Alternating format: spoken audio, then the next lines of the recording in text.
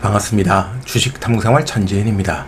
이 영상을 녹화하는 날짜는 2023년 7월 14일 금요일자고요. 이번 시간에는 지난 12일 LG전자가 2030년 매출 100조 원을 목표로 미래 비전을 발표했는데요. 오늘은 이 내용에 대해서 생각해보는 시간을 갖도록 하겠습니다.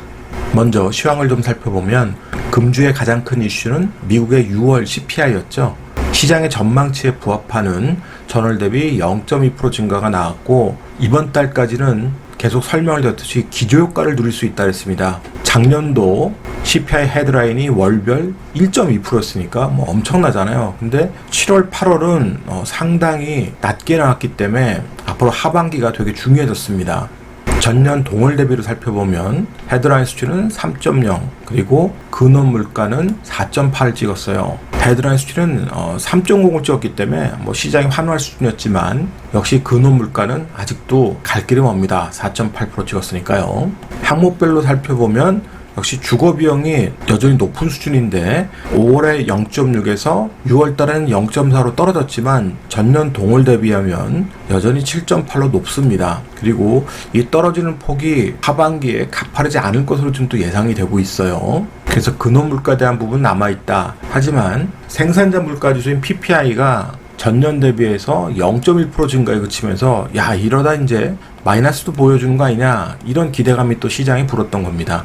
오늘 새벽 마감한 나스닥 지수는 14,000도 돌파하면서 마감을 했어요. 이런 분위기는 미국의 10년 만기 국채에도 우리가 알 수 있는데 4% 넘었던 국채 금리가 급락하면서 3.7%대로 지금 내려와 있습니다. 하지만 이런 좋은 분위기에서도 페드워치의 7월 금리 전망치를 보면 변하지 않고 여전히 0.25% 금리가 인상될 거다. 이쪽에 지금 시선이 몰려 있습니다. 92.4% 찍었는데 여전히 근원 물가에 대한 두려움이 기준금리 인상 쪽에서는 붙어 있다. 이렇게 보여지네요. 그리고 유가 같은 경우는 경기 침체 분위기에서 벗어나면서 WTI 가격이 단기 박스권 상단에 진입하는 그런 모습을 보여줬는데요. 이런 부분은 CPI 둔화도 있고 달러 인덱스의 약세 이런 것들이 같이 반영이 되지만 만약에 이 위로 치솟아 오르면 어떻게 되겠습니까? 기껏 잡혔던 인플레이션이 또 하반기에는 만만치 않다는 것을 나타낼 수 있잖아요. 상반기 내내 지금 아랫단에서 있었던 것이 위로 치고 올라온다면 말이에요. 다시 박스권을 내려와서 여기 갇히면 가장 좋은 시나리오겠지만 그렇지 않고 위로 올라가면 하반기엔 또 부담으로 작용할 수 있으니까 유가는 계속 추적을 해야 되겠죠. 자, 나스닥 지수가 13,000을 뚫고 올라왔을 때 기술적으로 14,000까지 열려있다 그랬는데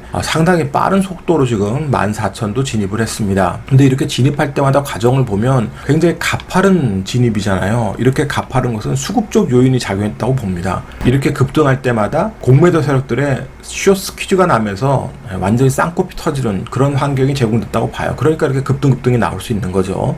단지 매수세만으로 이렇게 이루어졌다고 보지는 않고요. 근데 과연 이것이 하반기에도 계속 연장되면서 확장될지는 사실은 개인적으로 계속 물음표입니다. 좀 더 안정적인 박스권 흐름으로 가는 게 더 좋지 않나 이런 개인적 소견을 갖고 있는데 어찌됐든 결국은 조정이 깊게 나와도 이번에 만들었던 이렇게 강력했던 저점 이런 기술적 자리들은 상당히 의미가 있었다는 것을 다시 한번 확인할 수 있겠죠. 우리 시장 같은 경우는 환율이 역시 미국의 영향을 받으면서 1200원대 안착 시도하고 있습니다. 1300원 깨고 내려와서 다행스럽게 긍정적 모습을 보이는데 기술적으로는 긍정적 모습을 보였지만 안심할 단계는 아니죠. 우리도. 자, 한국은행이 기준금리를 연 3.5%로 동결했습니다. 4연속 동결이 나왔는데 미국이 추가 금리 인상하면은 금리 격차가 계속 벌어진 상태에서 과연 환율이 긍정적 상황을 계속 만들 수 있냐는 개인적으로 계속 퀘션 마크란 말이에요. 그러니까 우리 시장이 미국의 나스닥 지수보다 더 강하지 못한 부분 이런 부분들은 다 이해가 되시겠죠. 이런 불안감이 외국인들한테 있는 거죠. 그래도 다행스럽게 기술적으로 상당히 의미 있는 가격대 2,500을 깨고 내려와도 반등 구간에 들어오니까 오히려 기회가 된다 그랬는데 그 자리에 찍지 않고 바로 반등해서 다시 또 박스권 상단까지 왔습니다. 추가적으로 올라와도 우리는 또 조정이 나오겠죠. 그럼 조정해서 박스권을 들어오면 다시 또 박스권 매매하면 되는 거니까요. 서두를 필요 없고, 코스닥 같은 경우도 에코프로가 실적이 좀 부진한데도 불구하고 여전히 수급이 살아서 움직입니다. 그리고 에코프로가 좀 쉬면 반도체들이 또 반등하면서 움직임이 나왔고, 수급이 이동하면서 다닐 수 있는 부분 되니까 계속 그런 부분들을 추적하면서 매매할 자리를 찾으면 될 것 같아요. 그러면 오늘 주제인 LG전자에 대해서 살펴보죠.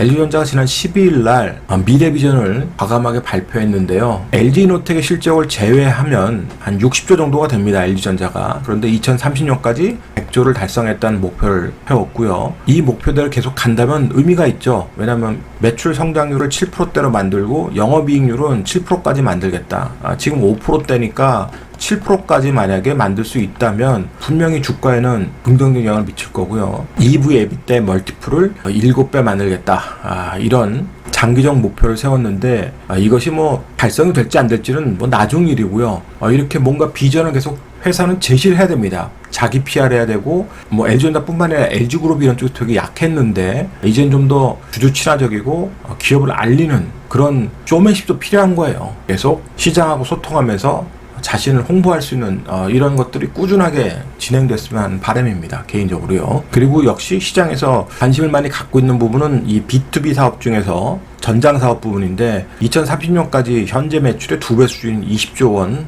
연간 매출하겠다는 거고, 지금 수주 잔고가 80조 원이 넘었는데 올해 100조 원 달성하겠다 이런 목표를 갖고 있어요. 그러니까 수주 잔고만 놓고 보면 불가능한 수치가 아니죠. 앞으로 꾸준히 수출을 또 할 걸로 보여지고요. 자, 이번에 이 발표는 LG 마곡단지에서 했습니다. LG전자 CEO의 모습이고, 자, 이번에 재미난 내용이 좀 있었는데요. LG전자가 이 스마트홈 구축을 위해서 애쓰고 있고 구독 렌탈 같은 순환형 사업 구조를 구축하겠다 그랬는데, 여러분들은 이 내용을 알고 있었는지 몰라도 천천히 좀 놀랐습니다. 이번에 그 LG가 스마트 TV를 통해서 현재 29개국 4,800만 명의 시청자를 보유했다 그래요.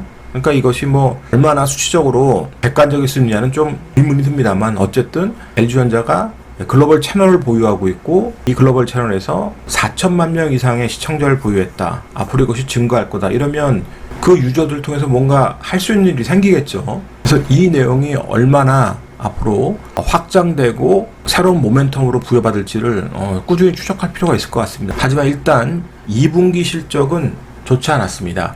전기 대비해서 영업이익이 40%나 감소했어요. 물론 전년 동기 대비해서는 12.7% 증가했지만 시장의 전망치는 영업이익이 1조 원 정도 달성할 것으로 봤는데 1조 원에 미치지 못했기 때문에 실망 매물이 최근에 좀 나왔었던 거죠. 이베스트 증권에서 이 실적 추정치를 내놨는데 이게 좀 변동사항이 생긴 겁니다. 영업이익이 1조대에서 8,900억대 찍었으니까 마이너스 15.8% 지금 감소한 거죠. 그래도 어쨌든 간에 3분기, 4분기 조금 나아지면서 올해 영업이익을 4조 4천억 정도, 그리고 매출액도 8조 5천억 정도 찍을 것으로 지금 예상하고 있습니다. 이걸 연간 추이로 우리가 전망치를 보게 되면 2021년부터 2023년까지 꾸준하게 매출 증가를 하는 것을 보실 수 있잖아요. 이익은 들쑥날쑥했습니다만 그래도 이익이 회복되는 구조, 그 다음에 24년, 25년에도 꾸준하게 매출이 증가할 거다. 지금의 이 매출액에는 이노텍의 매출 한 20조 정도가 포함되어 있는 겁니다. 그리고 영업이익률이 지금 5%대잖아요. 근데 이걸 7%를 달성을 정말 하게 되면 분명히 주가를 재평가할 수 있는 기회를 얻게 될 거예요. 근데 이거를 꾸준하게 홍보해야 되겠죠. 그리고 실질적으로 달성해야 될 거고. 자, 최근에 대차거래 현황 보시면 대차거래가 감소했다가 다시 좀 증가해서 공매도에 대한 부담이 있습니다만 외국인들 수급이 꾸준히 붙어지면 저게 또 쇼커버가 날 수도 있으니까요. 한번 지켜보죠. 자, 최근 한 달 동안의 LG전자 수급 보시면 기관과 외국인이 샀다 팔았다 하는데 잠정 실적이 실망으로 나오면서 잠깐 좀 쌍끌이 매도가 나왔다가 다시 또 수급이 붙었습니다.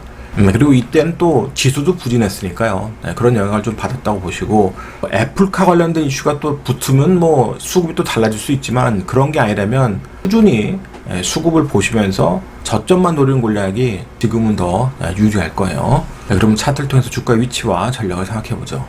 LG전자의 최근 차트 흐름입니다. 주가가 장기 이평선이 241 이평선 이제 돌았죠. 전반적으로 주가가 수렴하면서 도는 그런 좋은 그림을 만들었고, 지난번에도 설명드렸듯이 장대 양봉이 등장하고 일정 부분 고공전투를 하다가 지수 조정 나오고 실적 실망이 나오면서 주가가 좀 조정이 나왔습니다. 그런데 이 장대양봉의 시초가를 깨지 않고 박스권을 또 만들었죠.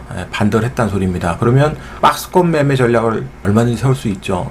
그리고 올해 영업이익이 4조가 넘는데 시가총액은 20조니까 비싸지 않잖아요. 그렇죠? 그리고 일봉에서 자리도 깔끔하지만 주봉봉은 더 확실합니다. 자, 주봉봉은 굉장히 이쁘죠? 주가가 하락하다가 하락을 멈추고 역 헤드앤숄더를 지수처럼 만들었습니다. 그리고 돌아 나왔고 장대양봉을 만들고 이걸 깨지 않고 20주 이평선을 계속 타고 있죠. 다시 박스권의 상단을 돌파하는 장대양봉이 나왔습니다. 이게 주봉의 그림이에요.